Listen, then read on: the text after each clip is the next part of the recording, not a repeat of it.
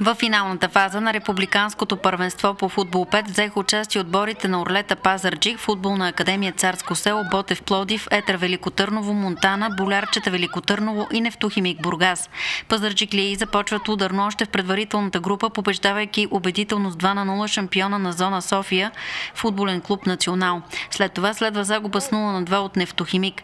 Директен матч за първо място в групата Орлетата разгромява шампиона на зона Велико Търново, спортен клуб Болярчета с 3-1. Малко не достига на пазарджишките момчета да спечелят шампионската титла. На финала те губят с 0-4 от отбора на Царско село. Как стигнахте до финала? Притеснявахте ли се? Не. Не се притеснявахме и вярвахме в себе си, че ще спечелим.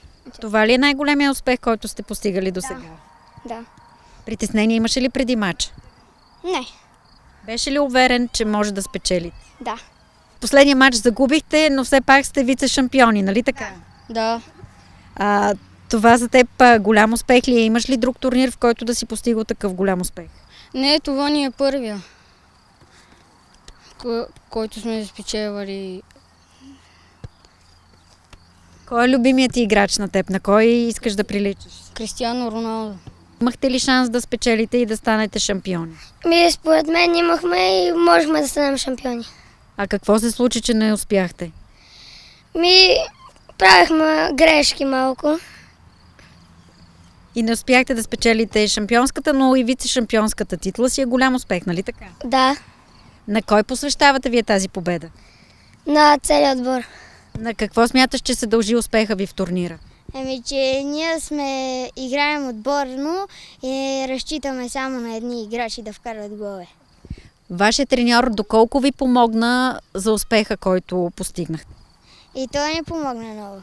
Според треньорът Валентин Карагьозов, представянето на малките Орлета е повече от достойно, тъй като са играли с най-силните отбори в страната. Какво не ви достигна, за да дигнете шампионската купа? Какво не ни достигна малко повече работа. Ние последните месец и половина повечето бяха все контузени, болни. Даже капитана ни беше последната седмица на антибиотик с температура замина за тревна и физически не бяха готови за тежкия турнир, като всеки ден играхме по 2 мача. И като цяло това, иначе чисто технически отборът ни стоеше много добре и показа изключително впечатление на другите треньори. След завръщането си от Трявна, 12-те момчета продължават тренировките. Почивката им през лятото ще бъде 1 месец, а след това започва подготовката за новото първенство.